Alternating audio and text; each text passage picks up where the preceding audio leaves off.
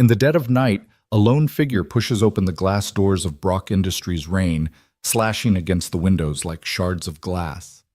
Sam Carter, diesel-smudged and bone-tired, cradles a trembling Ava in one arm while hoisting a bulging envelope in the other.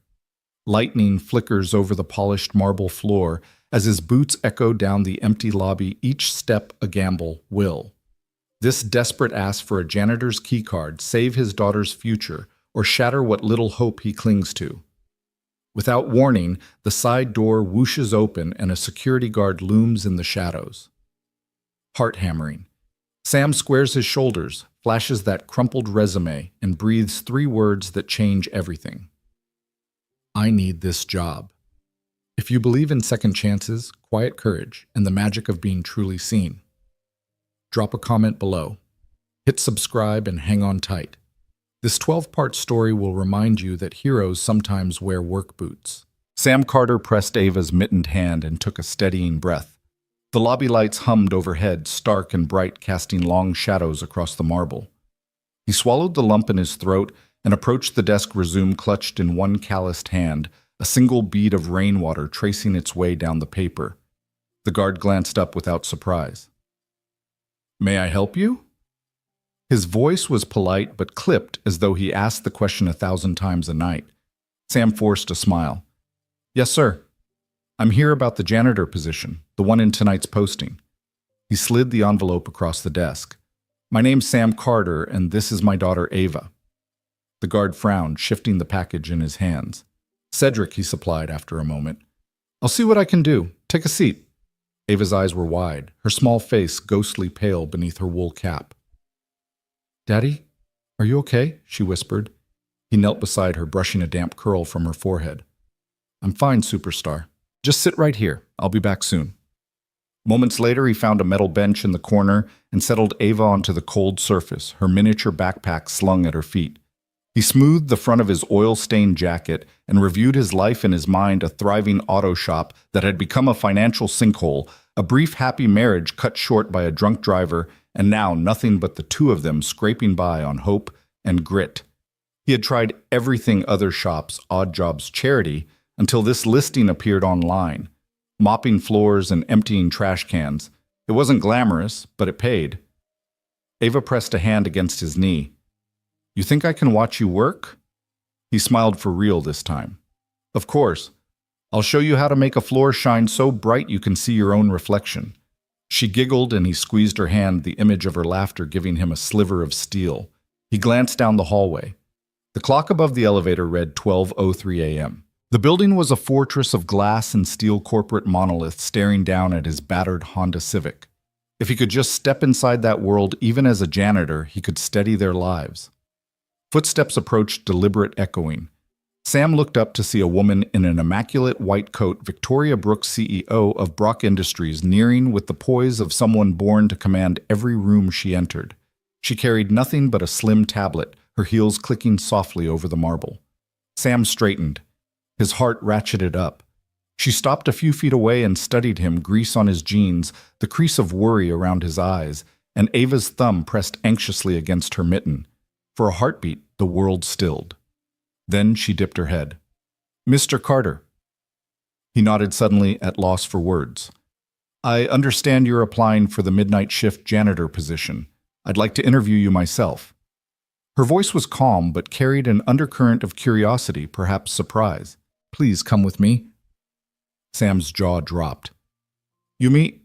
Victoria inclined her head once brisk. We meet everyone who keeps our building running. Even at midnight. He swallowed. Thank you, ma'am.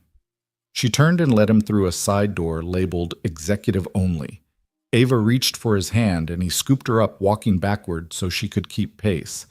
They climbed the marble staircase 2 steps at a time until Victoria paused before another door. She tapped a code on a keypad and it clicked open. Inside was stark luxury floor-to-ceiling windows revealing a constellation of city lights, plush chairs, and a desk of dark walnut. Sam set Ava on the polished floor and tucked his resume into his coat pocket. Victoria gestured to a pair of chairs. She settled into one and studied him. Tell me about yourself, Sam. He ran a hand through his hair. I used to build houses with my own two hands. After losing my wife, I shifted to auto repair, ran a small shop. Then expenses ate into savings. I've been looking for steady work so I can provide for my daughter. He swallowed. I'll do any honest work. Victoria's eyes softened, but her tone stayed even. Why janitor? He glanced at Ava asleep on the floor beside him, exhausted by the night. Because a job like that comes with security, steady hours. It gives me a chance to keep her safe. A longer silence followed, the hum of city traffic drifting in. Sam braced himself for a polite rejection. Instead, Victoria slid her tablet across the desk. Effective Monday. You will start the midnight shift. I'll have HR finalize the paperwork. Bring your daughter to the rooftop garden this Friday at noon for our employee welcome luncheon. Sam blinked. I don't know what to say. Say you'll show up, she replied. I like a man who means what he says. He exhaled a breath he didn't know he was holding. You have my word. Victoria stood, indicating the door. Good night, Mr. Carter. See you and your daughter Friday. Sam retrieved Ava, blinking against the bright lights as they exited. The lobby seemed transformed, less a cathedral of commerce and more a place where kindness could take root. Outside, rain had stopped and the first thin ribbon of dawn bled along the horizon. As they crossed the threshold, Sam wrapped his arm around Ava's shoulders. You know what this means? She nodded, eyes still heavy. You got the job, Daddy. He squeezed her close. We're going to be okay, superstar. You'll see. They stepped into the morning light, worn boots carrying them forward into a world where a single act of courage could sweep away a lifetime of dust. The Monday after his unexpected hire dawned cold and gray, the sky stitched with steel clouds that promised rain. Sam Carter stood in the staff locker room, the squeak of his freshly issued navy coveralls echoing against the concrete walls. He smoothed the fabric over his worn jeans, still proud of the scuffed knees, and clipped on his ID badge, a black and silver card bearing Brock Industries' crest. It felt surreal, as though the universe had hit rewind on his life. He met Ava at the top of the steps, her small frame dwarfed by the overgrown overalls. Her grin, wide, fearless, lit the dim hallway. Ready to make these floors shine, Daddy? He knelt, tucking a wayward curl behind her ear. Ready, superstar. He unlocked a janitor's cart lined with mops, buckets, and cleaning solutions, every container gleaming like a promise. Ava hopped onto the lowest shelf, her legs dangling. Together they set off toward the main lobby, the hub of dawn shift activity. Downstairs, the world was already in motion. Security guards clocked in, chatting in low tones. Maintenance crews lined up their carts like a metallic convoy. The scent of fresh coffee drifted from a concession kiosk. Sam's boots clicked across the polished marble as he guided Ava behind a discreet pillar.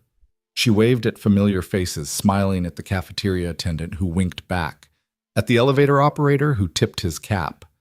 Ava's innocence made strangers pause, and most returned her wave with warmth. Sam inhaled deeply, readying himself for his first solo shift.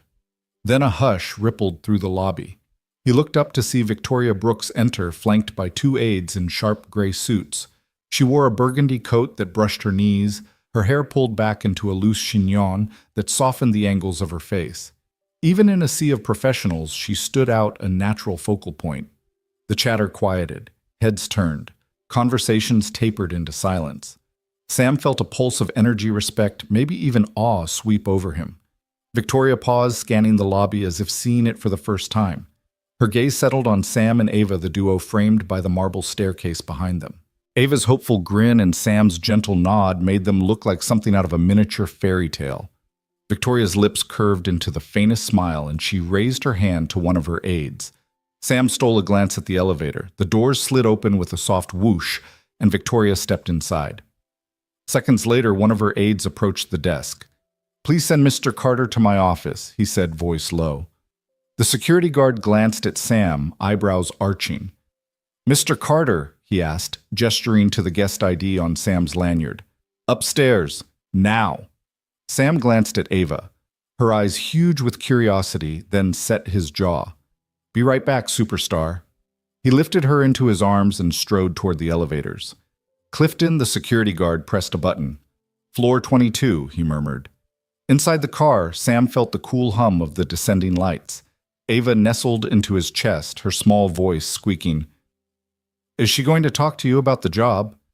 He smiled wryly. Seems like it. He patted her back. You stay here for a sec, okay? I'll be right back down.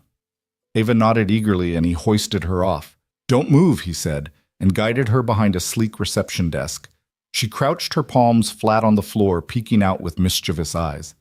Sam stepped out into the executive hallway. Frosted glass doors lined the corridor, each marked with a nameplate. At the end stood Victoria's office, a sweeping glass front etched with the Brock Industries logo. He paused at the threshold, straightened his coveralls, and knocked. Come in. Sam pushed the door open and found her seated behind a desk, uncluttered by files save for a single tablet and a slender pen. She rose, smoothing her coat. The office was vast, the windows curving around to reveal a panorama of the city skyline. Mr. Carter, she said, extending a hand. Thank you for coming. He swallowed, clasping her hand with a grip both firm and respectful. Her fingers were cool, well manicured. Ma'am, you wanted to see me? She nodded once, then motioned to the visitor's chair. Please sit. Sam opened his mouth to speak, but Victoria held up a slender finger. I wanted to apologize for the abrupt summons. It's highly irregular for me to meet a janitorial candidate personally. He settled into the leather seat, careful to keep his coveralls smooth. I appreciate the courtesy, he said. She folded her hands on the desk. Yesterday I noticed the way you interacted with your daughter in the lobby. You carried her with such tenderness. She hesitated as though choosing her words. You didn't treat her like a distraction. You treated her like priority number one.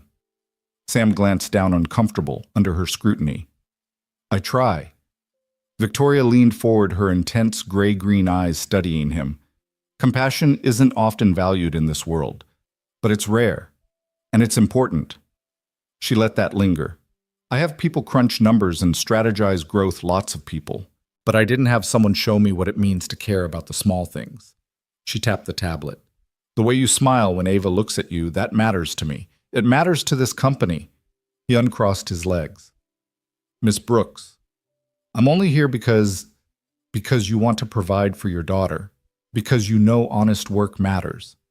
Exactly why I hired you. She tapped the tablet again, bringing up a chart of building maintenance schedules. I'd like your input. There's a leak in the East Wing skylight that's been draining our maintenance fund, and the break room heater flickers at exactly 600 p.m. every night. She glanced up. Would you mind taking a look? Sam blinked. The scope of her request was huge beyond any janitorial role he'd known. Ma'am, I'd be happy to. Victoria stood and strode to the window, hands clasped behind her back. I created this empire on the backs of engineers, marketers, and executives. I believed in big ideas, big deals. But a building is more than its glass and steel. It's the people who fill it, and the things they need, warmth, safety, dignity, ought to be as cared for as our profit margins. Sam felt a knot unraveling in his chest. I understand. She turned a small challenge in her gaze. Show me. By mid-afternoon, Sam carted tools through the East Wing corridor. He replaced rusted fasteners on the skylight hatch, sealed thin cracks with weather-resistant tape, and rigged a temporary brace until the real contractor arrived. The break room's heater, he discovered, had a faulty timer switch. He swapped it out lightning fast, testing the warmth with a practiced eye. At every step, staff peeked in with nods of gratitude, Janice in HR clutching her binder, Bishop from accounting juggling spreadsheets and coffee mugs. When he returned to the lobby with Ava, who had spent the day in a makeshift kids' corner stocked with puzzles, he found Victoria waiting by the reception desk. Her coat was off, sleeves rolled. She held 2 steaming mugs of cocoa. Sam knelt to scoop Ava onto his shoulders and took a mug from Victoria's outstretched hand. The cocoa was too sweet but familiar. You fixed it, Victoria said, voice soft. Faster than any of my so-called specialists could schedule the work. He sipped. I'm good with my hands. She studied him, then offered the second mug to Ava, who accepted with glee. You're good with something more than that, she murmured. You're good with people. Ava bounced off Sam's shoulders and ran to the children's corner, waving at Sam and Victoria before settling behind a stack of colorful blocks. Victoria tucked a stray curl behind her ear. I arrange meetings to discuss next quarter's projections, she confessed. But today I learned to care about something even more crucial. Sam leveled his gaze. Sometimes it's the small fixes that keep everything from falling apart. Victoria's lips curved into something close to a grin. Exactly. They stood in the hushed lobby, two unlikely allies bound by shared purpose. Outside, the sky had parted, and a timid sun cast shards of gold across the marble. For the first time in a long while, Brock Industries felt less like an engine of cold ambition and more like a home one that Sam and Ava, under Victoria's watchful eye, would help keep alive. And in that moment, Sam Carter realized this job was much more than a paycheck. It was the start of something greater for himself, for Ava, and for a company ready to learn that true greatness lies in caring for every corner, every crack, every human heart. The elevator ride felt impossibly long, the soft hum and staccato of numbered lights revealing each ascending floor like beats in a drum. Sam Carter glanced down at his coveralls, smoothing a stray fold in the fabric, his heart thundering in his chest. 8 years of wiping windshields and mopping cracked pavement never prepared him for this, sitting across from Brock Industries' CEO in a 32nd floor glass-walled office, the city spread out beneath them like an intricate model train set. When the doors slid open, he stepped into polished marble and brushed steel corridors. Ava clutched his hand for just a moment before Victoria's assistant guided her down to a cozy play nook by the reception area, promising juice boxes and storybooks. Sam kissed his daughter's forehead and whispered, "I'll be right down, kiddo," before straightening again and moving toward an arbitrarily marked door, Victoria Brooks' CEO. He paused outside, took a deep breath, and knocked. A single soft, "Come in," let him through. Inside, Victoria Brooks stood beside her desk, a slender figure in a charcoal pantsuit that accentuated her powerful presence. Sunlight streamed through floor-to-ceiling windows, illuminating her face with hints of both scrutiny and curiosity. "Mr. Carter," she said, holding out a hand. "Thank you for coming up." Her voice was calm, authoritative, without an edge of condescension. He shook her hand firmly, noticing the confidence in her grip. "Thank you for seeing me, Ms. Brooks," he replied, settling into the guest chair she gestured toward. The seat was softer than expected, leather-wrapped and slightly too wide, forcing him to widen his own stance. "I hope the view wasn't too distracting." She began folding her hands atop the desk. "Crescent Bay looks peaceful today." He glanced beyond her to the waterfront skyline, flecked with boats gliding through morning mist. "It is. Feels a world away from here." A faint smile tugged at her lips as though she appreciated the metaphor. "Tell me about yourself, Sam. I want to know the man behind the work boots." He exhaled slowly, mind whirring back to simpler days. "I grew up in a family of carpenters. My father taught me how to swing a hammer before I could ride a bike. We built everything from birdhouses to entire floors of townhomes. I ran my own contracting business for almost a decade before my wife passed, and that was the hardest build of all." Her eyes softened, but she didn't interrupt. He pressed on. "After the accident, I sold the business and took every job I could find: oil changes, snow removal, janitorial work. All honest trades, but none paid enough to support me and my daughter Ava, who was only 2 at the time." His chest tightened. "I worked double shifts, scrimped on rent, and made sure she had school clothes even if I had to patch mine." Victoria leaned forward, elbows on the desk. "Your dedication is clear. It takes a special kind of person to keep going under those circumstances." He offered a wry chuckle. "Special or stubborn? I'll do any honest work for Ava's future." The words tasted louder than he intended a vow-given voice. He looked away, battling a flush of vulnerability. She sat back, steepling her fingers. "Intelligence, creativity, strategic vision. Those are skills we typically value here." Yet she paused. Drawing out the moment, integrity and tenacity matter more than any resume line. Sam met her gaze, surprise flickering across his face. "I'm not sure I deserve that kind of praise." She tilted her head. "You deserve better than praise. You deserve opportunity." Her assistant had slipped a file onto the desk at the start of their meeting, and now Victoria tapped the edge of that file. "This company is very good at building tomorrow's technology. I want us to be equally adept at building people, starting with you." He leaned forward, voice low. "Ms. Brooks, I've never asked for charity. I just want a chance to show up every day and do my job well." A hint of amusement danced in her eyes. "And if I refused?" He swallowed. "I'd find another way to keep hope alive." She regarded him thoughtfully, the soft click of her pen the only sound. Hope is a powerful currency in boardrooms and garages alike. I'm prepared to invest in you. She stood moving to a built-in bar cart and pouring 2 glasses of water. The gesture was human in an office ruled by algorithms and forecasts. The simple act of offering water felt generous. She handed 1 glass to him. I've reviewed your resume, Sam, and perhaps I've overlooked the most important qualifications: your commitment, your resourcefulness, and your capacity for kindness. Sam took a sip, nerves settling into steady warmth. I won't let you down. Victoria's gaze flickered to the window where clouds drifted over the city's glass pinnacles. I believe you won't. I'm offering you more than a janitor's role. I want you to oversee our facilities expansion project. His heart lurched. Facilities expansion? She nodded. We're opening new campuses next year. Physical spaces where innovation happens. I want someone who understands the value of hands-on work to design and maintain those spaces. Someone who sees buildings not as assets, but as homes for possibility. Sam stared at her mind racing to reconcile this offer with the man who'd once begged for a broom. That's a huge responsibility. Exactly, she replied, sliding back into her chair. I want you to have it. He closed his eyes for a moment, memory flickering to Ava's hopeful grin in the lobby. He thought of patching broken skylights, fixing leaky pipes work that prevented chaos work that protected people. He thought of all the mornings he'd woken before dawn so his daughter could have breakfast. He thought of resilience teaching by example that life's hardest builds require the strongest frameworks of faith and perseverance. When he opened his eyes, determination shone there. I'd be honored, he said, voice firm. Victoria Brooks nodded, satisfaction softening her features. She reached for her desk phone. Daniel, please get HR on the line. We have a new offer to finalize. She hung up and turned back to him. Consider your title, Director of Facilities and Human Care. Because what you do here will be as much about caring for people as it is about caring for buildings. Sam blinked, disbelief warring with gratitude. Director, yes, ma'am. Her smile finally broke genuine and warm. Welcome aboard, Sam Carter.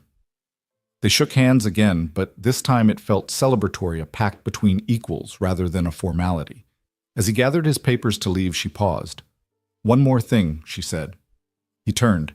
She tapped the file with a single finger. I want you to mentor our interns, especially the ones who've never swung a hammer or held a mop. They need to learn that every role, no matter how humble, is vital to our success. His chest swelled. I'd love that. Ava's wide eyes greeted him in the reception area, her little ears keen for news. He scooped her up and whispered, How'd your dad do? She beamed. She said, I'm the best assistant ever. He laughed, brushing her hair back. She also said, I'm director of everything. Ava clapped. That's huge. He grinned down at her. It feels pretty huge. And as they descended the elevator back to the lobby, Sam Carter knew that this interview, less a test than an awakening, had changed everything. Beyond the glass towers and boardroom politics, this was about people building, and he was ready to build. The morning sun peeked over Denver's skyline like a welcome mat laid out just for him. Sam Carter pulled on his navy coveralls, now freshly pressed and embroidered with that proud Director of Facilities and Human Care patch, paused in his living room and glanced at Ava spinning in her lavender dress. She'd insisted on wearing her Sunday best today. You excited, kiddo? He asked, ruffling her curls. Can I see the garden again, Daddy? She chirped, her small hand twisting in the hem of her skirt. It was so pretty. He grinned. You'll get another tour and some lunch. Remember. Her eyes lit up. Rooftop picnic. They set off just as the city's pulse began to quicken. Streetcars clicking, coffee shops opening, the hum of early commuters. Sam flagged down a yellow cab and they rattled toward Brock Industries' mirrored tower. This time when they entered the lobby, the doorman greeted Sam by name. Morning, Director Carter, he said with a respectful nod.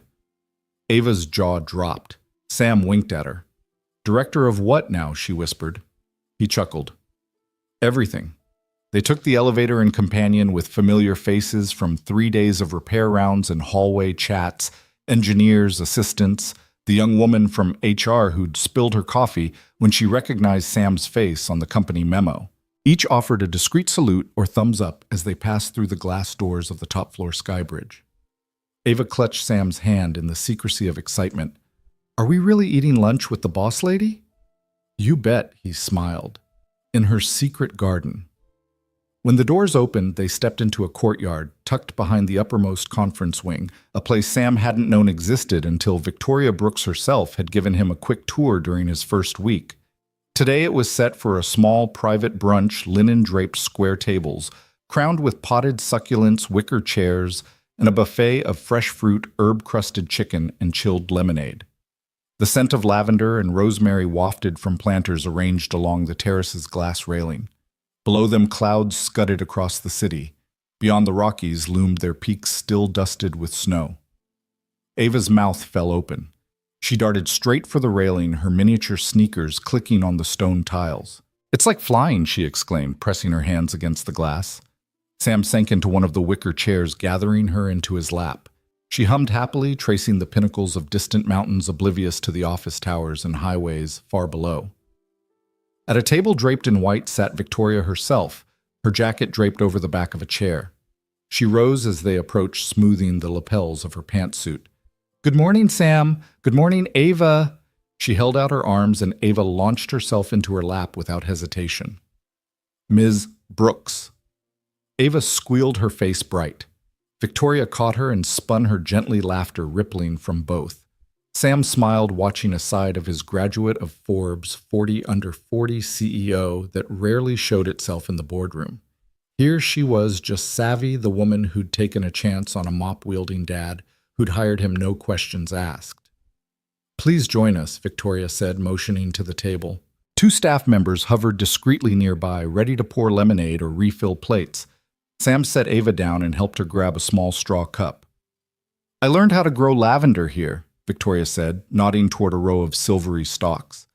It's a reminder that even glass towers need living things. Sam settled into his chair. It's the calmest place in the whole building, he agreed. I never get tired of this view. She poured him lemonade, pale gold and fragrant. And I never get tired of the upkeep, she replied. When I saw your first maintenance report, fixing the broken vent, rewiring the panel, releveling the planters, I knew I was right to bring you on. He leaned back. It feels good to have a place that matters. He glanced at Ava, who was busy nibbling melon, especially when I get to share it with someone I love.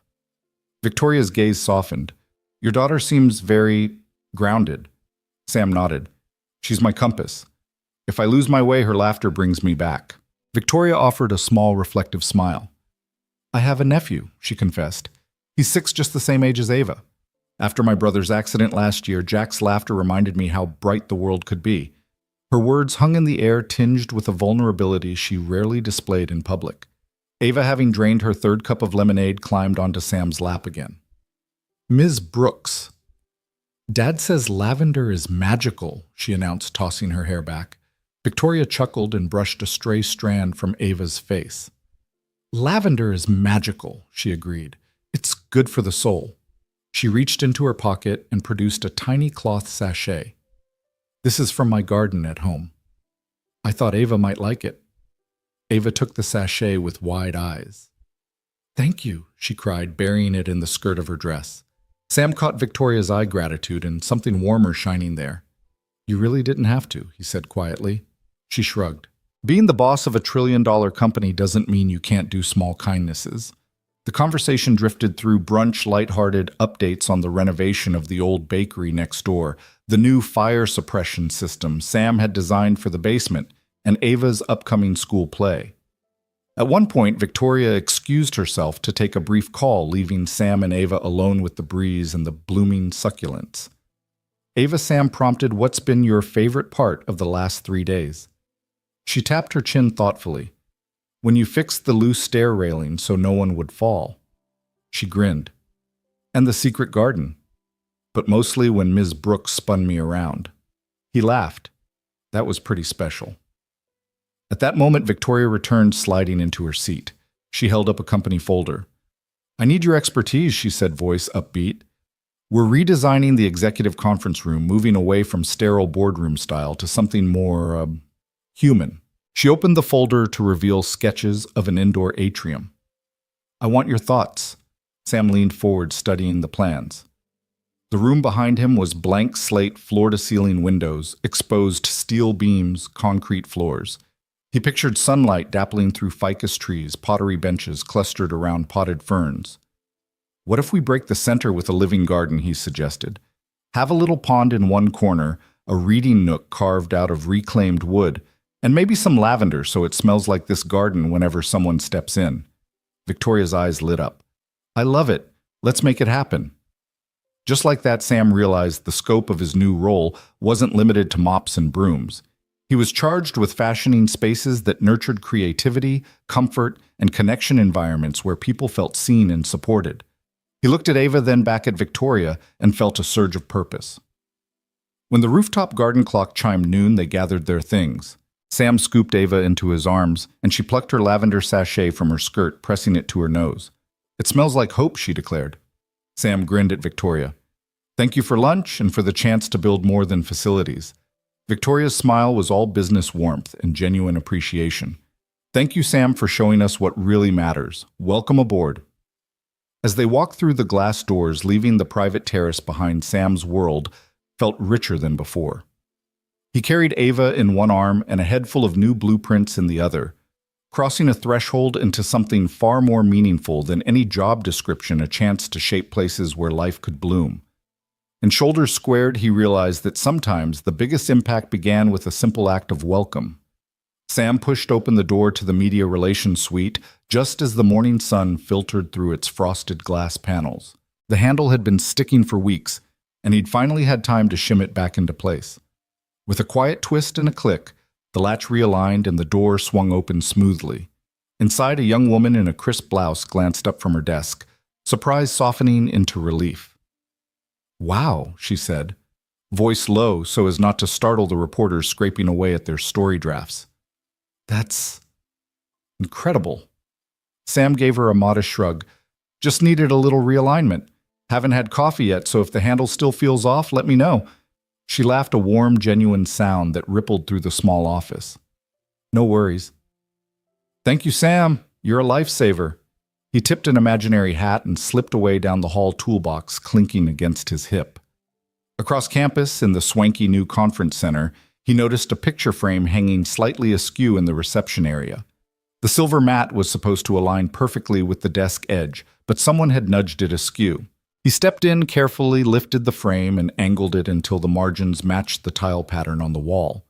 Behind him, the events coordinator, a tall man in a sharp blazer, watched, eyebrows rising in appreciation. Clean lines, the coordinator murmured, stepping forward to examine Sam's handiwork. Exacting. Sam gave a small grin. Makes the room feel inviting. Inviting, indeed, the man agreed. He extended a hand. I'm Matt. Anything else we should align? Sam tapped the frame edge. This one's good, but watch out for that thermostat. It runs a bit hot at midday. I can recalibrate it tomorrow if you like. Matt hesitated before nodding. Please do. Thanks, Director Carter. Further down the hall, Sam paused outside the core lab building. The plumbers had called weeks ago about a drippy sink in the junior analyst's kitchenette, but the backlog of higher priority repairs had pushed it down the list. Sam knelt, tightened a valve, and shut off the persistent drip. Washing his hands, he found half a dozen coffee-stained mugs piled in the basin, and went a step further, he cleaned and dried each one, stacking them neatly on the counter. A door opened. A tall woman in a crisp lab coat peeked out, concern etched in the lines around her eyes. You fixed it, she asked softly. I've been here all morning trying to get an experiment calibrated. That drip was driving me mad. Sam smiled, patting the towel at his belt. Should be good now. Let me know if it returns. She exhaled a relieved laugh. Thank you. Really? He brushed off the thanks as he walked away, but in the hallway, two junior analysts exchanged glances. He's like a ghost, one whispered, always fixing things before you even know they're broken. And so darn polite about it, the other replied with a smile, tugging her coat straight. By lunchtime, word of Sam's quiet diligence had spread across the building like wildfire. In the human resources bullpen, a cluster of staff peeked out from behind cubicle walls, murmuring as he passed. A memo circulated, props to Sam Carter for rescuing another janitor cart from a wonky break. At the mailroom, Sam spotted the security guard shivering near the loading dock's rusted door. Together, they jiggled the padlock until the guard's keys slid home and the door swung open without protest. The guard, whom Sam knew only as Reuben, gave him a choked laugh. Would have been stuck here all day. Thanks, Sam. He only waved Reuben off and turned back toward the elevator. Every floor he passed, he collected small gratitude, a thumbs up from the safety managers, a quick thank you scrawled on a sticky note by the finance team, a cup of fresh coffee waiting for him in the break area. Even the interns younger than Ava gave him reverent nods as he strolled through the atrium, back in Victoria Brooks's private garden, his de facto headquarters. Sam paused to tighten a loose paver stone near a planter. The landing had shifted after a recent freeze, leaving a trip hazard. He pounded it flat with his fist, brushing grit from the edge. A faint voice interrupted him. Nice work. He looked up to see Victoria standing at the edge of the terrace, arms crossed and watching with that same thoughtful expression he'd come to recognize in the boardroom, but now there was pride in her gaze. You didn't have to worry about that, she said, voice gentle. He shrugged, stepping back. I noticed. She glanced around at the bubbling fountain, the pruned hedges, and the flawlessly aligned benches. This garden became my favorite place, she said, meeting his eyes. Thanks to you. Sam felt a flush creep up his neck. Just trying to keep things running.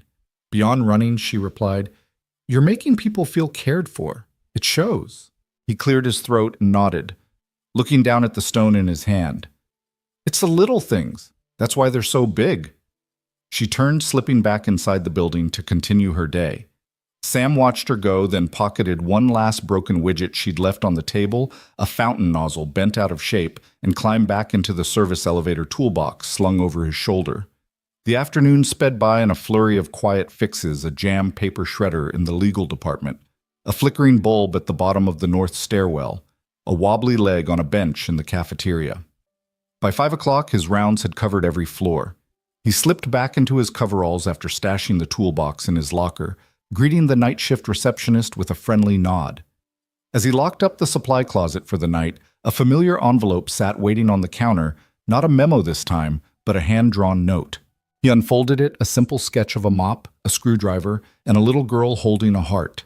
Beneath it, in Ava's loopy handwriting, "Thank you for fixing our world." Sam's chest tightened. He pressed the paper to his heart, thinking of Ava's proud face and the campus staff who'd finally seen him as more than that janitor guy. In the quiet hum of overhead fluorescence, he realized that every valve he'd tightened, every frame he'd leveled, and every door he'd unjammed had rippled through Brock Industries, stitching small threads of gratitude into its corporate fabric. Tomorrow he'd start again at sunrise, because this place, like any home, thrived on gentle care. And in each of those quiet contributions, Sam Carter found a deeper purpose, building more than institutions, building community.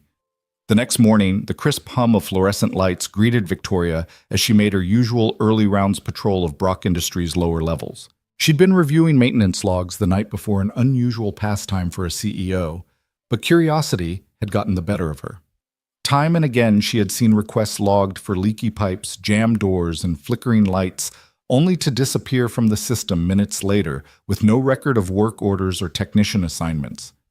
Now, as the building still slumbered beneath a pale dawn sky, Victoria moved swiftly down the dimly lit corridor outside the engineering bullpen. The glow from the adjacent conference rooms cast shifting rectangles of light against the concrete floor. She glanced at her watch, 7:02 a.m. Sam Carter's shift began at 7 Huzuru, and she'd made a quiet bet on his first location. A soft sputter echoed ahead, followed by a distinctive drip, drip, drip that grated against the silence. Victoria rounded the corner into a small maintenance alcove and saw Sam crouched beneath a low panel of ceiling fixtures. His coveralls bore the faint stain of motor oil and coffee grounds, and the sharp beam of his handheld flashlight danced across exposed wiring. With a gentle twist of a bare hand, he realigned a loose fixture, the bulb clicking into place. The overhead light brightened, sweeping the shadowy corridor in a warm circle that chased away the drip's echo. Victoria cleared her throat, and Sam straightened so quickly that a stray wire snapped back into position. He looked up, surprise flickering in his tired blue eyes that mirrored her own. In that moment, he resembled any one of the janitorial staff she had hired, focused, unassuming, and wholly absorbed in the immediate problem. "Ms. Brooks," he said, voice a notch higher than necessary. He set his flashlight on the floor and wiped a grease-smeared hand on his coveralls. "Didn't hear you come up." She stepped forward, studying the scene. "I didn't," she replied quietly. "You fixed the light before the ticket ever hit the system." "That's not the first time I've seen it happen." Sam's jaw tightened, and he glanced at the unclipped work order tucked in his pocket. "I noticed it when I came in," he explained. "By the time anyone else spots it, it's already starting to dim. I figure if I'm here, I might as well take care of it." Victoria crossed her arms, leaning against the cool cinderblock wall. She watched him roll up his sleeves and check the bulb's wiring. "It's more than that, Sam." Her tone was gentle but authoritative. "The pipes in the West Wing basement, you repaired a leak there before facilities even knew a pipe had sprung. The jammed elevator button on the 12th floor, you cleared it before a single complaint made its way to me." Sam paused the bulb in his hand. He met her gaze evenly. "I've got a good eye for things that slip through the cracks. You build things for a living, you learn to spot the weak spots." Victoria considered that. She had built Brock Industries from the ground up, first as a small startup, then into a global powerhouse. She talked about strategy budgets, partnerships, but in the quiet corridors beneath the soaring glass facade, maintenance was a world apart. She realized watching Sam at work that his approach was different. Hands-on, immediate, unsentimental. She stepped closer, pointing to the loose plate he had just resecured. "You take pride in these little things." He gave a half shrug. "If you leave small things broken, they turn into big things. Better to give it a fix while it's easy." Victoria nodded, unexpectedly impressed by his unpolished wisdom. "I've been CEO here for 10 years, she said softly. "I can't remember the last time I made anything myself." She saw the flash of surprise in Sam's eyes. He no doubt expected platitudes about hard work or corporate loyalty. Instead, she offered something rare, candid self-doubt. He met that with a nod, finishing the bulb replacement and snapping the cover back into place. The corridor's lights steadied, illuminating stacks of bundled cables and service carts tucked out of sight. "I don't mind the work," he said. "Fixing things is calming, kind of like your garden on the 32nd floor." Victoria's lips curved in a small smile. She'd spent hundreds of thousands on landscape design up there, yet no one except Sam had taken the time to keep it pristine. "I noticed you stopped by yesterday," she said. "You trimmed that hedge right where the bench meets the path. Not many people realize it was rubbing against the wood." Sam cocked his head. "Looks nicer, and I figured someone would sit there someday." She paused, struck by the way he saw future needs in the present moment. Most employees thought of tasks, not of human comfort. Here was a man who intuitively understood how small gestures rippled into well-being. "Sam," she began, half uncertain, "I'd like to understand more about you." He closed the panel door, standing and brushing his hands clean. "There's not much to it," he said. "Used to build houses with my dad, then ran my own shop. Lost most of my tools, and the recession took a year to rebuild. Then my wife got sick, and I had to focus on raising Ava." He gestured toward the ceiling fan he'd just realigned. "That was 2 years ago." Victoria noticed the brief pang in his voice as he mentioned Ava. She had a daughter of her own now away at college. The intersection of family and work had cost her empathy in boardroom battles. Here in this corridor, her senses were alive to the man's unfiltered truth. "I've never really thanked you," she said quietly. "For everything you've done in hallways no one walks by." Sam's brow lifted in surprise. "You don't owe me thanks." He brushed dust from his knees and met her eyes squarely. "I'm not here for praise, but it's nice to know someone notices." Victoria felt the weight of her position shift. A CEO matured by markets and margins, but rusty at recognizing unglamorous contribution. She realized she'd neglected an entire layer of her own organization. That omission left small crises to accumulate into real problems. "I noticed," she said softly. A moment passed, and the hush of the corridor felt charged with possibility. Neither spoke, both aware they straddled different worlds, hers of strategy and optics, his of grease and grit. Yet their values aligned in this corridor: service, integrity, vigilance. Finally, Victoria cleared her throat. "I have a favor to ask." Sam glanced at her, waiting. I need someone who actually cares about this building, she said.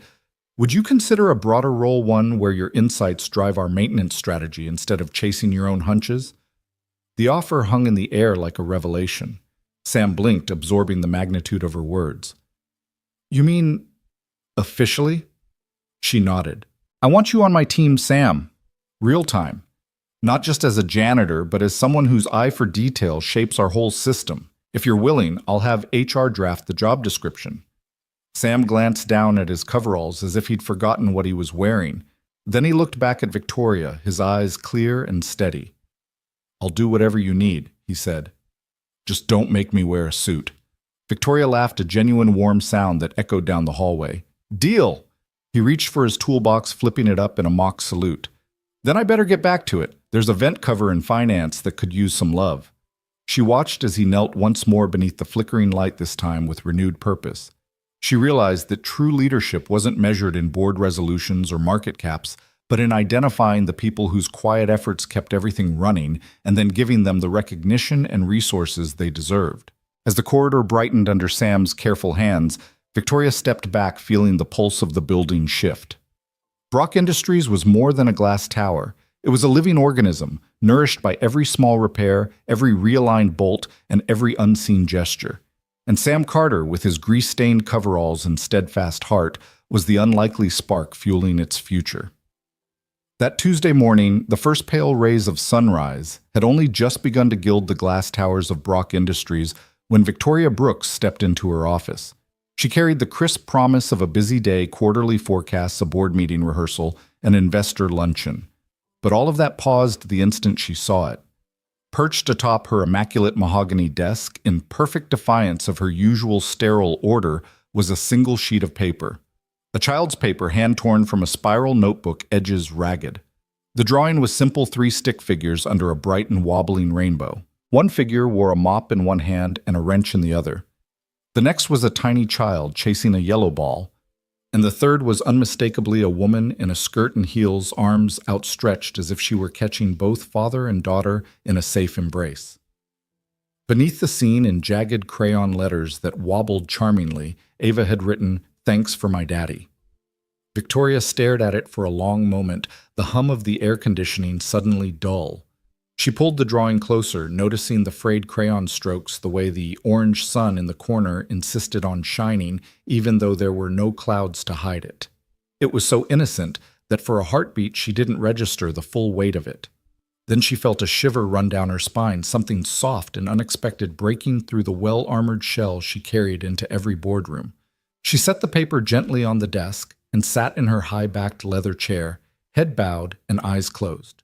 A CEO's world was built on graphs and projections on market share and margins on performance metrics that never really measured the human heart. Yet here in her own office, a little girl's sketch had exposed the hollow center of her priorities. It reminded her that Sam Carter wasn't just keeping the lights on and the floors shining, he was safeguarding his daughter's world. And she'd been too busy to see that. Minutes must have passed. Outside the floor-to-ceiling windows, the city glowed under morning light. Birds rose from the fountains below, their cries sharp against car horns and early commute engines. Victoria felt her chest tighten. The corporate armor she wore so comfortably, her impeccably tailored suits, her razor-edged focus felt suddenly like a cage. How many moments had she missed? How many small kindnesses had slipped through her fingers because she was too busy climbing the next ladder? Her phone buzzed on the desk. She reached for it, expecting a call from HR or a text reminder of an upcoming earnings call. Instead, the screen displayed a message from Sam Carter. "Let me know if you need anything before 9. I'll be on the 5th floor corridor." She tapped out a single word. "Now," and pressed send. Almost instantly, his reply pinged back. "Be right there."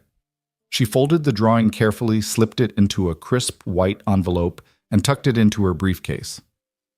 Within 5 minutes, Sam Carter was knocking politely on her door. His coveralls were uncharacteristically neat. He must have washed the worst of yesterday's grease before coming up. Ava was nowhere in sight. Sam stood alone, hands clasped in front of him, steady as ever. "Ms. Brooks," he said, concerned, touching his voice when he saw the envelope in her hand. "You wanted to see me." She gestured to the guest chair. and he sat his posture respectful but curious. She set the envelope between them. I found something on my desk this morning.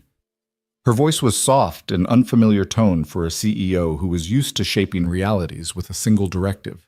It's yours. Sam opened the envelope. His brows rose as he recognized Ava's drawing. He drew in a sharp breath as though inhaling the sudden warmth that flooded the room. He looked up at Victoria, eyes clear and unguarded. She left it this morning while I was sweeping the hallway, he said quietly. She wanted to thank me for bringing her up here. Victoria nodded, swallowing. It's beautiful. She paused, trying to find words that felt honest. I've been thinking about how often I measure this company's success in numbers, stock price, revenue growth, headcount, without ever measuring its heart. This drawing reminded me who built that heart. Sam's expression was both proud and humble. Ava's only ever known you as the boss lady, he said. I'm just her dad trying to keep things from falling apart. She leaned forward, hands folded on the desk. You do more than that, Sam. You remind me and everyone here what really matters. You fix leaky pipes, jammed doors, flickering lights. But more than that, you fix small pains before they become big problems. You build safety and trust. You see people. He met her gaze without hesitation. That's what it means to show up, he said. One fix at a time. She closed her eyes briefly, then opened them with newfound resolve. I want you to know I see you, she said. I see the way you care about this place and your daughter, and I want to make sure you have what you need to keep doing it. Sam blinked. I'm honored, Ms. Brooks, but I don't need anything besides a mop and a paycheck. Her lips lifted in the faintest of smiles. I'd like to offer more than that, she said. A formal position, facility manager. Your role will include updating our maintenance systems, overseeing workflow, and helping us build a culture where small kindnesses matter as much as quarterly results. And I want to give you the authority and the resources to do it. Sam's eyes widened, then softened. I don't know what to say. She handed him the drawing again. If you'll accept, we'll put your daughter's art in the lobby. Let everyone see how gratitude looks in crayon. And I want you to sign off on every project plan and budget for maintenance. No more disappearing tickets, just proactive care. He gently closed the envelope. I accept, he said. Not for me, but for her, so Ava knows what gratitude can build. Victoria felt tears prick the corners of her eyes. She rose from her chair and without thinking held out her hand. Sam looked surprised at first, then took it firmly. When their hands met, she felt not a shake of power, but a bond of partnership. As he rose, she pulled the envelope from her briefcase. One more thing, she handed it back to him. Give this to Ava. Let her know her thank you changed more than just this office. He nodded, voice thick. I will. Thank you. She watched him leave her office, shoulders straight, purposeful, holding that envelope as though it were a treasure. When the door clicked shut, she stepped to the window and gazed out at the city, her own world reframed by a child's drawing.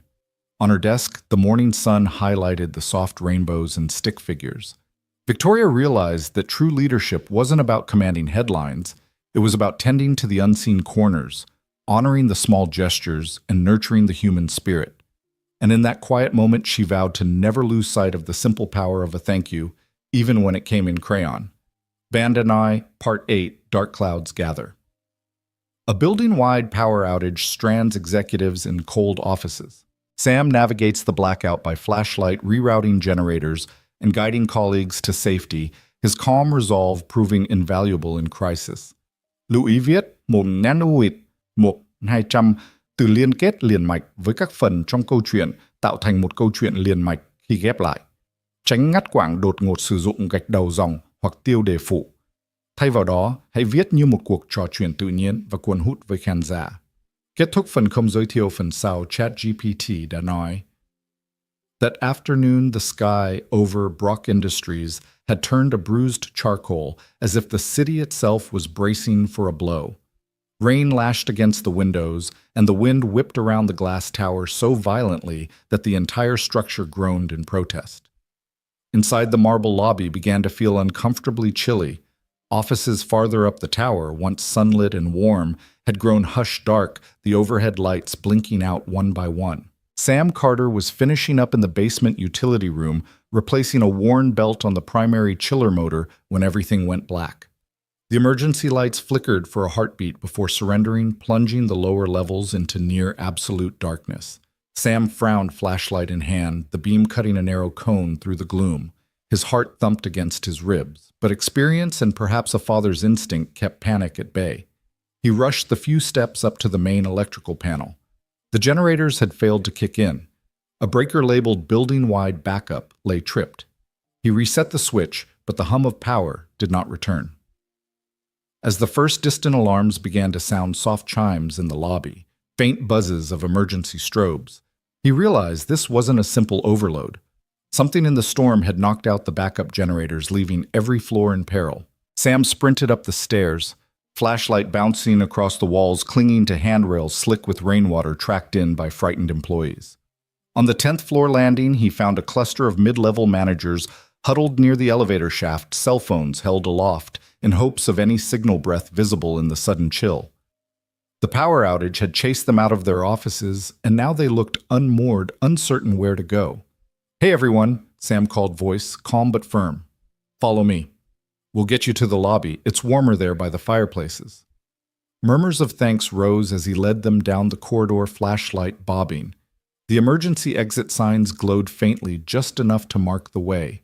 Sam guided them carefully, stepping over stray papers and a toppled trash can. "Stick close," he coached, one at a time on the stairs. "Watch your footing." When they reached the lobby, 3 uniformed security officers were doing their best to direct people through the swirling rain and wind outside the main doors, but without power, the massive revolving entrance had jammed. Sam grabbed the intercom handset from a nearby wall panel. "Maintenance," he announced. "Let's manually release the door latch, hold the bottom panel security, and I'll crank it." With a few deft turns of the latch, the doors swung open, and a blast of wind and rain rattled into the lobby. Sam braced the heavy wood door, protecting the cluster of executives behind him. One by one, he held the door so each person could pass through safely, their designer coats soaked and hair plastered to their foreheads. When the last stranger emerged, Sam let go and closed the door, the wind howling like a beast at the threshold. Inside the fireplace, hearths had gone cold long ago, but several standing propane heaters left over from a recent rooftop event stood in the corner. Sam jumped behind them, clicking the igniters until small blue flame tongues sprang to life. He arranged them in a loose semicircle, directing the cold and wet crowd toward the warmth. "That should help," he said, offering a reassuring smile as hands reached out to warm. He turned to the nearest office assistant. "See if you can find extra propane tanks. There should be 2 in the storage closet on the 3rd floor." The assistant dashed off, flashlight beam bobbing. As the group huddled near the heaters, Sam moved to the central staircase again.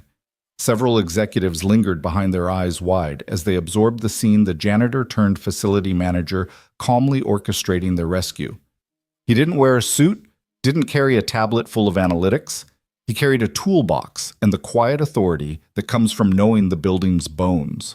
On the 22nd floor, the conference room lights flickered weakly as a small group of senior leaders realized they were trapped without backups. They kicked at the doors in frustration until Sam's flashlight beam illuminated through the narrow windows. He knocked gently. "Open up. I'm here to help." The senior vice president, a stern man named Jacobs, peered out. "Can't you fix it?" Jacobs barked. Sam shook his head. "Not from here, but I can guide you out. Follow me and watch your step." With that, Sam led them single file down the winding fire stairs, the group's multi-million-dollar suits glinting in the flashlight's beam. When they stepped into the lobby, the entire group let out a grateful exhale. Jacobs paused as though searching for words. "Mr. Carter?"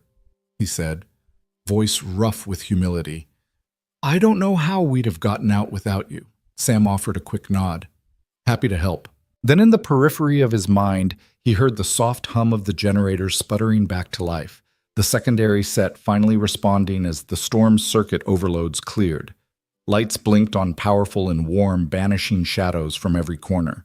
He flipped electrical breakers back into position one by one, restoring elevators, restoring heating, restoring the steady heartbeat of Brock Industries. The hum of copiers resumed, the whirl of ceiling fans returned, and the building exhaled. By the time Victoria Brooks arrived in the lobby, a vision in her tailored coat hair still damp from dashing between meetings, she found Sam standing beside the fireplace heaters, a smudge of grease on his cheek. flashlight in one hand, clipboard in the other. "Sam," she said, voice steady but edged with awe. "You did all this?" He shrugged, removing the flashlight from his belt. "Just doing my job, Ms. Brooks. Nobody should be left in the dark." She held his gaze, seeing at that moment not just the caretaker of her floors, but the quiet hero of her company's darkest hour. Around them, executives and staff shared blankets and cups of hot coffee, smiles warm as the newly restored lights above. The crisis had passed, but the gratitude lingered tangible in every handshake and nod. Victoria extended her hand. "Thank you, Sam Carter. Facility manager, midnight rescuer, and now power restorer." He took her hand firm and unpretentious. "Always here to help." As the chatter in the lobby resumed this time, not in panic but in relief, Sam looked over at the tripod-mounted commercial clock on the wall. His daughter's school bus would be arriving soon. Another storm might rage outside, but here in this glass tower order had returned. And in that calm, crackling fireplace light, both CEO and janitor knew that a shared moment of crisis had lit a bond more unbreakable than any boardroom contract. That Monday morning, the 15-foot atrium of Brock Industries felt alive in a way it never had before. The polished marble floor gleamed beneath Sam Carter's sturdy work boots as he wheeled his cart of tools past the front desk.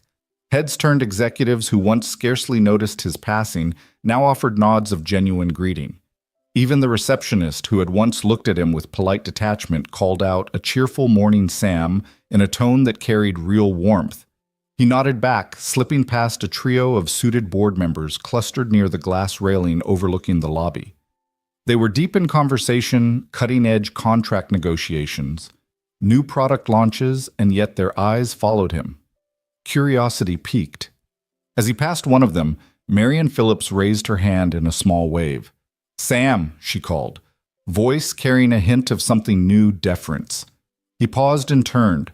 Marian was tall and impeccably dressed, her silver hair pulled into a sleek chignon. He'd seen her at board meetings, always cool, always in control. Now she looked almost human. "Yes, Ms. Phillips?" he asked, leaning against the cart. She smiled, a genuine curve of her lips.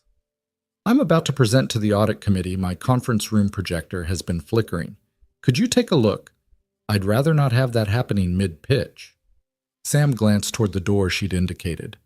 "Of course, right away." She handed him a small sticky note with the room number. "Thank you. When you're done, I'll be by for a demo." "Consider it done," he said, and with that, he wheeled his cart toward the bank of elevators. On the 28th floor, the fluorescent lights hummed overhead as Sam knelt before the conference room's AV cabinet. Wires snaked through the panels, and sure enough, a power surge had remapped one line. He swapped out the offending connector, tightened 2 loose bolts on the projector mount, and tested the system. The projector flickered once, twice, and then settled into a steady beam of crisp light. As he packed away his screwdriver, the door clicked open. Marian Phillips stepped in, tablet in hand. The boardroom's polished oak table gleamed under the restored projector. She watched him work with an appreciative expression. "It's perfect," she said as Sam stood. "Thank you." He smiled, brushing off his hands. "Glad to help, ma'am." She hesitated, then offered her hand. "No, really. I know I don't always make your job easy, sudden requests, odd hours, last-minute tech emergencies. But you handle everything with such calm efficiency. I want you to know it doesn't go unnoticed."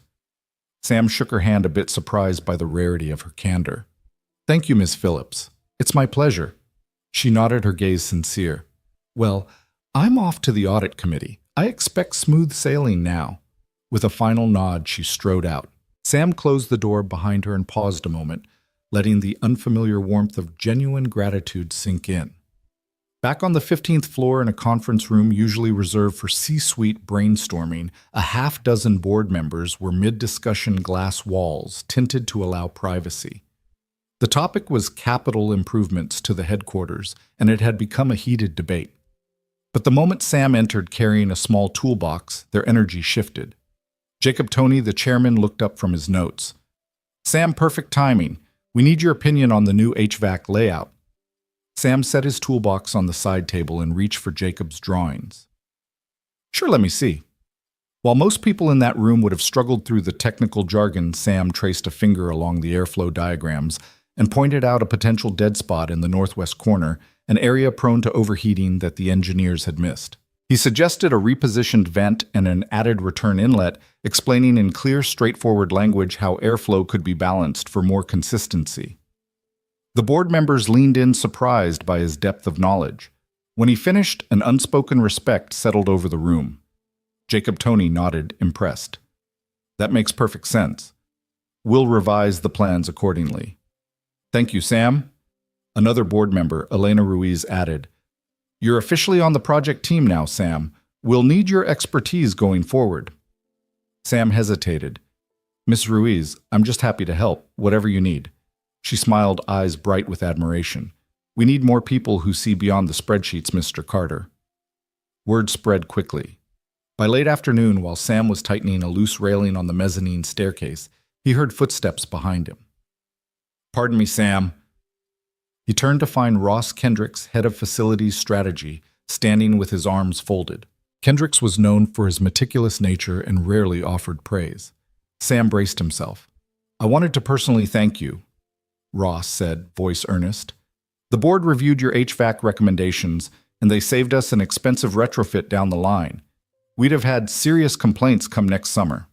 Sam nodded. I'm glad I could help. It's my job to keep this place running. Ross took a step closer, eyes meeting Sam's. It's more than a job now. It's a genuine contribution. If you ever need additional resources, parts, manpower, just say the word. We'll prioritize your requests. Sam offered a small smile. Thank you, Ross. I appreciate that. That evening, as rain drummed against the windows, Sam found Victoria Brooks alone in her private office, reviewing the day's end-of-day reports. She looked up when he knocked softly on the open door. Ms. Brooks, your 6 p.m. janitor status report, he said, holding out a clipboard with neatly recorded tasks. She took it but did not wave him away as he expected. Instead, she leaned back in her chair, studying Sam with a mixture of gratitude and contemplation. Minutes passed in silence. Finally, she spoke. Sam, you know we have our quarterly strategy meeting next week. He nodded. Yes, ma'am. I'd like you to join us, she said, not just to take notes, but to give input on operational priorities. We need that perspective. Sam's eyes widened. Me in a strategy meeting? She smiled, but there was steel beneath it. Yes. You see problems we often overlook and you solve them without fuss. That's exactly the kind of thinking we need at the table. Sam's throat tightened. He opened his mouth to protest, then closed it.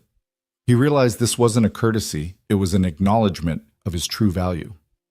I'd be honored, he said, voice steady. Over the next few days, Sam continued his rounds fixing the broken door latch in marketing, recalibrating the pressure gauge in engineering, reorganizing the supply closet in HR so people could find what they needed quickly. Everywhere he went, whispers of approval followed. In the cafeteria line, employees stopped him to say thanks for restoring the coffee machine's perfect temperature. In the IT hub, he was asked to advise on cable management after an entire server crash had been traced to tangled wires in the ceiling space. And each time, Sam accepted their gratitude with a modest nod, his face serene. Yet inside, he felt something new pride. Not the pride of self-aggrandizement, but the quieter pride of a man whose integrity and skill had earned genuine respect. The day of the strategy meeting arrived.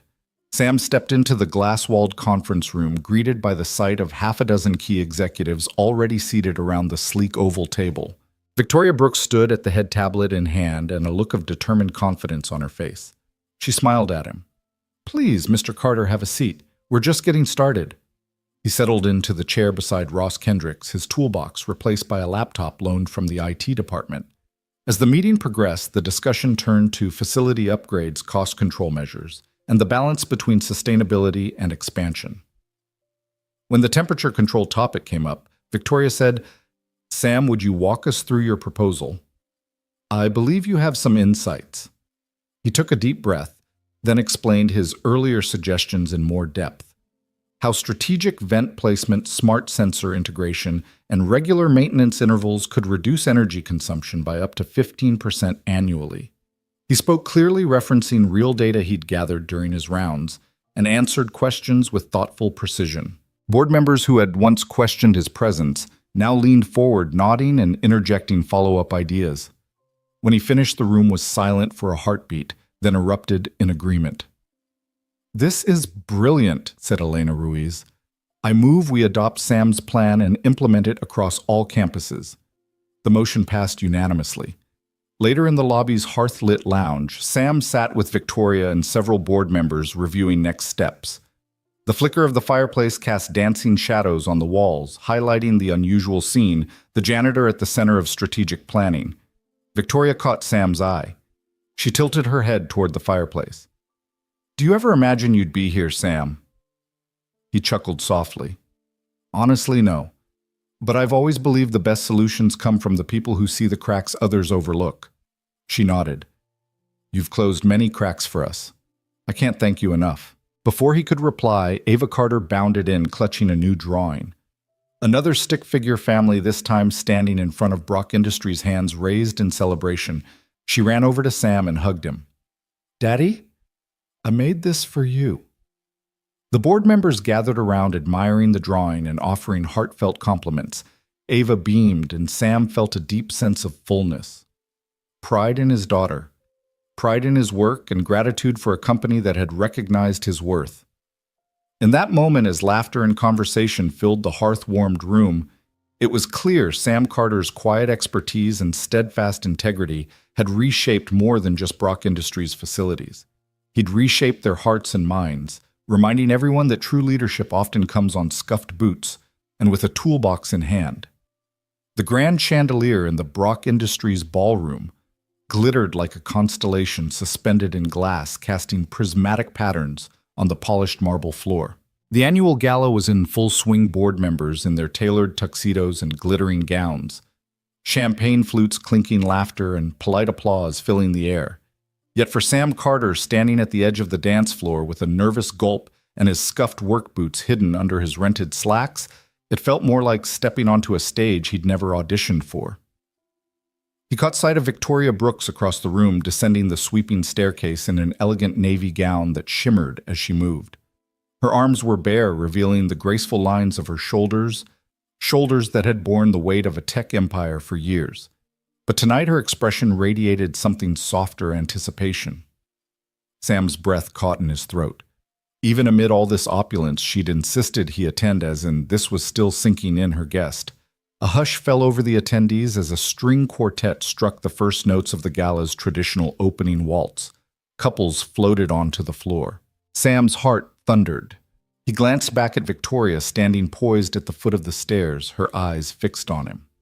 Summoning every ounce of courage, he slid off his jacket, draped it over an empty chair, and stepped forward. When he reached her, she offered her hand with a warm half-smile. "May I have this dance, Mr. Carter?" she asked, her voice low enough that only he could hear. Of course, he managed, his fingers weaving into hers as if recalling a memory.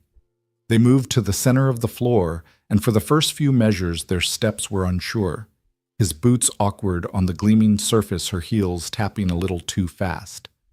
But then the music deepened and they found a rhythm. Sam guided Victoria gently, eyes on hers, and the gala's swirl of activity faded to a soft blur. "You look beautiful," he murmured, genuinely awed as she tucked her hand in his. She laughed softly, a sound like wind chimes. "I feel nervous," he shook his head. "No need. You're a natural." He offered a playful half-bow, and she laughed again, the sound rippling across the hushed ballroom. As they glided beneath the chandeliers, whispers rippled through the crowd. "Is that... I didn't know they were close." The CEO and her janitor. But Sam and Victoria were attuned only to the music and each other. He guided her in a gentle turn, careful not to step on her toes. She placed her other hand on his shoulder, asking with her eyes if he was okay. He nodded, feeling as though he was exactly where he belonged. "You've got moves I never expected," Victoria ventured as they twirled. Sam grinned. "I cleaned emergency exit signs by night. You pick up a trick or two about balance." She leaned in, her cheek just inches from his. "I'm glad you came tonight." His pulse skipped. Wouldn't have missed it.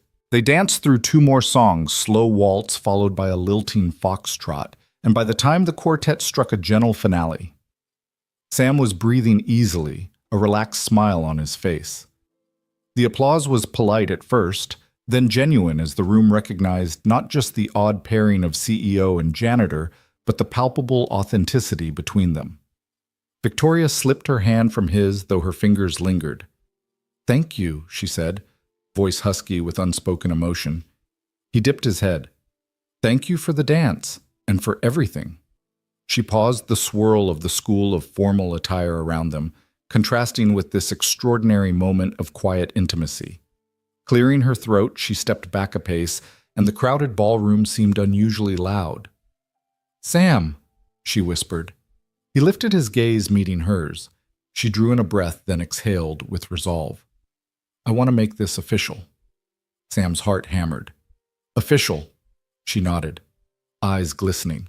"I know how unconventional this looks, but over the past months you've become the rock this company needed, and something I didn't know I needed. I care about you, more than I ever thought possible." A gentle murmur spread across the floor as onlookers leaned in, curious.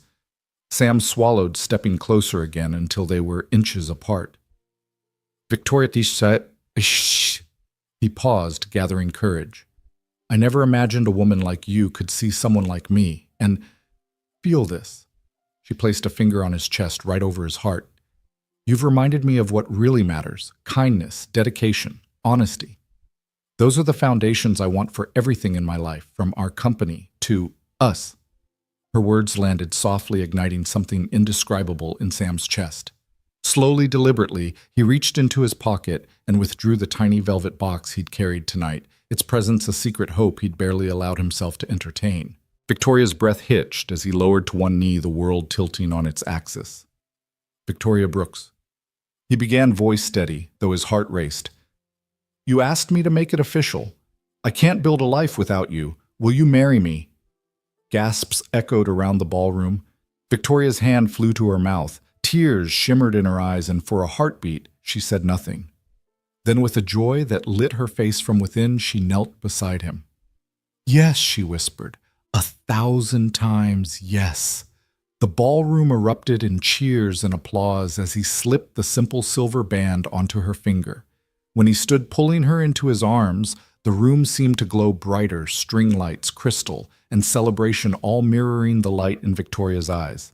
They swayed once more, not to music, but to the cheering clapping and heartfelt congratulations that rained down on them.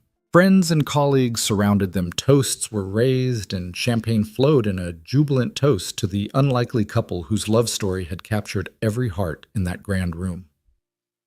As the night unfolded, dance after dance, laughter, and tears of joy, Sam and Victoria found themselves at the edge of the floor, looking out at the sea of faces who believed in them. Hand in hand, they shared a quiet, fierce smile, knowing that no boardroom politics, no corporate hierarchy, and no whispered doubt could ever erase the bond they had forged.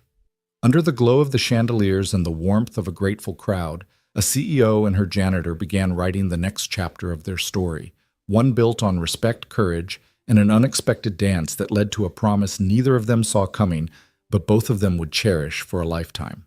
The morning sunlight filtered through the floor-to-ceiling windows of Brock Industries' executive suite, painting the polished mahogany desk and leather chairs in warm gold. Victoria Brooks stood at the head of the room, her posture poised yet relaxed, a rare moment of calm after weeks of boardroom battles and back-channel intrigues. Seated in a semicircle before her were the senior leadership team heads of finance, legal engineering, and HR. On the large screen behind her glowed the final slide of her presentation: Project Integrity, Rooting Out Sabotage. Once this room would have been off-limits to anyone outside the C-suite. Today, Victoria had extended invitations to one more person: Sam Carter, newly minted facilities supervisor, who stood near the door in a crisp navy blazer, his usually grease-stained coveralls replaced by slacks and a bright button-down. His heart pounded with a mixture of pride and nerves. He'd never imagined standing among these executives, let alone addressing them. Victoria cleared her throat and the room hushed. "Thank you all for coming on such short notice. As you know, recent product delays and a near-catastrophic prototype failure have cost us significant time and trust." She swept her gaze across the table. We suspected insider sabotage crafted to look like engineering errors, but we needed proof. Heads nodded. The CFO muttered something about lost revenue. The head of engineering tapped a pen against her notebook. Sam shifted on his feet. He'd played a quiet but pivotal role in his rounds through the lab and maintenance tunnels. He'd noticed the subtle misalignment of a critical component mounting bracket one that no genuine stress test could have produced. Cross-referencing his maintenance logs with building access data, he'd pinpointed a late-night entry by an unexpected ID, the badge of a newly hired project engineer whose contracts and emails Victoria's team had never caught. Confronted with the evidence, the saboteur had confessed under interrogation. Victoria continued, "Thanks to Mr. Carter's keen observations and detailed logs, we have irrefutable proof that this was deliberate. We have taken appropriate action, and our development timeline is back on track." She turned a genuine smile lighting her face. "Sam, would you please join us up here?" A low murmur rippled through the room as Sam stepped forward. Victoria offered him a seat beside her, and he sat trying to steady his breathing. "Sam," she began, her tone warm, "you've taught us all an invaluable lesson, that integrity can be found in every corner of this organization, not just at the top. Your attention to detail and your willingness to speak up saved months of work and millions of dollars." Sam shifted in his seat, meeting the astonished stares of department heads. "Thank you, Ms. Brooks," he said, voice steady. "I just did what I would have wanted someone to do for my daughter's future." Victoria nodded. She clicked her remote, and the next slide appeared: organizational realignment. Beneath it, a new chart showed the expanded facilities department, now elevated to a direct reporting line to the COO, with Sam Carter at its head. Beside his name glowed the title Facilities Supervisor, Enterprise Operations. A hush fell. Then the CFO spoke up, clearing his throat. "Victoria, this is unprecedented. Historically, maintenance has reported through less senior channels. Elevating facilities to this level, placing a non-traditional hire in such a pivotal role, could raise eyebrows among our investors." Victoria tilted her chin slightly. "Our investors already trust us to build cutting-edge products. They'll soon see that safeguarding our processes from the boardroom floor to the basement utility rooms is equally critical. Sam's promotion sends a clear message: we value competence and character above pedigree, and I have no doubt he'll exceed expectations." Sam felt his cheeks flush, but he dared to look around the room. He saw nods, some tentative, some enthusiastic. The VP of Engineering offered him a tight-lipped smile and a small thumbs up. The head of HR scribbled notes, perhaps already preparing new job descriptions under his supervision. Even the stern general counsel gave a curt nod. Victoria turned back to Sam. "Congratulations, Sam. Effective today, you will oversee all facilities operations, safety protocols, and preventive maintenance across every Brock Industries campus. Your team will report to you directly, and you'll have the budget and authority to implement the changes you deem necessary." Sam swallowed his throat dry. I'm honored, ma'am. I won't let you or anyone at Brock down." She rose, extending her hand. Every executive followed suit, applauding as he shook her hand. The sound of that applause, sincere, robust, felt surreal. Sam's gaze flicked to the door, half expecting Ava to burst in with a proud grin, but she wasn't here. Yet. Later that afternoon, Brock Industries' gleaming lobby buzzed with activity as Sam and Victoria stepped out together. She led him to the waiting area and handed him her phone.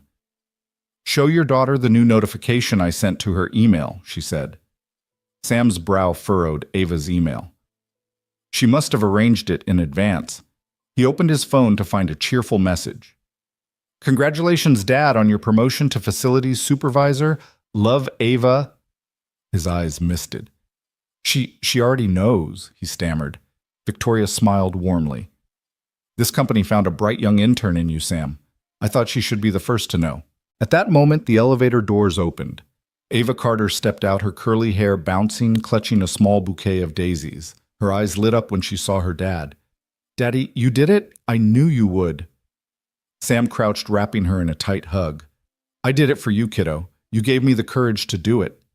Victoria watched with a soft smile as Ava pulled back to examine her father's new badge, the elegant script beneath his name, proclaiming Facilities Supervisor. "That's amazing. The little girl breathed admiration shining in her eyes. Sam lifted Ava onto his hip and turned to Victoria. "Thank you," he said, voice thick with gratitude, "for everything." Victoria nodded. "Thank you, Sam, for reminding all of us that true leadership isn't just about titles. It's about heart honesty and the courage to fix what's broken. I'm honored to have you on my team in every sense." As father and daughter skipped off toward the exit, Ava's daisies bobbing in her hand and Sam's new title gleaming on his lapel, Victoria stood in the lobby watching them go. In that moment, she knew Brock Industries had gained more than a facilities supervisor. They'd gained a guardian of integrity, someone whose compassion and competence would ensure that no corner of their empire would ever go unnoticed or unprotected again. Morning light broke over Crescent Bay in a gentle haze of pink and gold, illuminating the freshly painted sign above the garage door, Carter and Brooks Auto and Repair. The scent of salt air mingled with the tang of motor oil as Sam Carter straightened his nameplate, its polished letters glinting in the dawn. Beside him, Victoria Brooks adjusted the crisp apron she'd insisted on wearing navy blue to match Sam's coveralls and smiled at the small crowd already gathered on the sidewalk. Ava stood between them, clutching a bouquet of wildflowers she'd picked from the roadside, her face alight with excitement. The three of them, once an unlikely trio united by destiny, now carried a shared dream into the world. As Sam opened the garage door, the sound of its hoist echoed down the block, and a ripple of applause rose from their neighbors and first customers. Mrs. Delaney, owner of the diner next door, wiped her flour-dusted hands on her apron and called out, "Best of luck." "Sam, and you too, Miss Brooks. If I see anything squeaky or in need of a tune-up, I know where I'm coming." Sam waved his chest warm. "Thanks, ma'am. We'll be here." Victoria gave a small wave in return, her eyes misting as she watched Ava beam at their hometown support. "Welcome home," she whispered, and Ava rushed forward to hug her. Their first customer rolled up just then, a battered green pickup with a blown headlight and a rack of surfboards strapped to its bed. The driver, a local fisherman named Marco, climbed out and greeted them with a grin. "Heard you two were opening shop again," he said, his voice gruff but friendly. "Got a rat's nest of wiring here, thought you might be my miracle workers." Sam ducked under the hood, dropping into his usual crouch. Victoria lingered at the fender, offering the bouquet back to Ava. "Want to help nail down the wiring diagram, sweetie?" she asked, handing it over. Ava's eyes sparkled. "Yes, please." As Victoria and Ava worked together to identify the correct wires, their laughter rose in peals, an effortless harmony born of trust. Across the bay window, Sam spotted a trickle of late customers he'd helped over the years. Each waved and he waved back, lost in the simple joy of familiarity. After tightening the final connector, Ava pressed the ignition switch. The engine's roar filled the garage and Marco's face broke into a boyish grin. "You did it." "Thanks, Carter and Brooks." Victoria stepped forward, wiping grease from her fingertips. "Happy to help," she said, her tone easy and warm. She shot a sideways look at Sam. "Remind me again why we ever doubted a little grease," he chuckled, eyes crinkling. "Because we thought oil stains meant failure. Turns out we were just getting started." By mid-morning, the garage bays were full. A vintage Mustang in for a tune-up, a family sedan with a dented bumper, and even the mayor's electric bike needing its first roadside repair. Word of mouth spread faster than any advertisement. Neighbors who hadn't spoken in years now chatted over the hood of a Volvo, marveling at how much the place had changed, yet how comforting it all felt. The old wooden rafters, once sagging with age, gleamed after Victoria had led a weekend repaint while Sam and Ava installed new shelving stocked with donated tools and parts. Amid the bustle, Sam caught a quiet moment with Victoria under the reclaimed wood sign above the parts counter. "You know," he said softly, "when I dreamed of fixing cars again, I never imagined it would feel like building something new." Victoria leaned a shoulder against the counter, scanning the tapestry of bumpers, hood ornaments, and license plates that decorated the wall behind them. "It is new," she replied. "Not just the building or the sign. This is a foundation of trust, community, and family." He nodded, his gaze drifting to Ava, who was guiding a nervous teenager through the process of changing a tire. "I never want us to forget that every job, every person who walks through our doors is more than a paycheck. It's a life we're touching." Victoria reached out her hand, finding his. "And we'll never forget. This place will remind us every day. The afternoon sun dipped lower as laughter echoed from the garage floor. Ava hurried in, wiping her hands on her jeans, and announced, "Daddy Grandma Miller stopped by. She brought cookies." Sam laughed and ruffled her hair. "See, you're really bringing people together." Victoria handed Ava a tulle apron embroidered with a small rainbow logo Ava had designed months earlier. "Here, you earned this," she said. Ava tied the straps with pride. "I've got my uniform now." As the day wound down, the trio shut the bays one by one. Sam closed the Mustang's hood and turned off the overhead lights. Victoria swept the floor with a long-handled broom. Ava gathered the last tools into the toolbox. Together they stood in the center of the garage, bathed in the golden glow of the setting sun. Sam placed an arm around Victoria's waist and looked at Ava. "You two ready for dinner?" Ava nodded, bouncing on her toes. "Can we have pizza on the pier?" Victoria grinned. Nothing says celebration like pizza by the water. They locked up behind them and walked across the street, the sound of their footsteps mingling with the distant call of seagulls. As they passed the community board where once empty flyers now advertised Carter and Brooks' grand opening specials, a group of kids waved from the sidewalk. Victoria waved back and Sam raised his hat. When they reached the pier, Sam lifted Ava onto the rail so she could dangle her legs over the edge toes, skimming the shimmering water. He wrapped an arm around Victoria, her warmth a gentle anchor against the salty breeze. Ava dug into her box of pepperoni slices and held one up triumphantly. To us, she said, crumbs on her cheek. Sam and Victoria each took a slice, and Sam made a show of raising it in a toast. "To kindness," he said. Victoria followed suit. "To courage." Ava swallowed and nodded emphatically. "And to family." They took their bites and sat in companionable silence, the horizon ablaze with color as the sun slipped beneath the waves. In that moment, the three of them. Widower turned. Partner. Little girl turned. Apprentice, CEO, turned co-founder, shared a vision of tomorrow built on the solid ground of second chances. Behind them, the neon sign of Carter and Brooks Auto and Repair glowed softly in the twilight, a beacon of hope, resilience, and the unbreakable bonds they had forged. And as the last light faded from Crescent Bay, they knew their journey was only just beginning.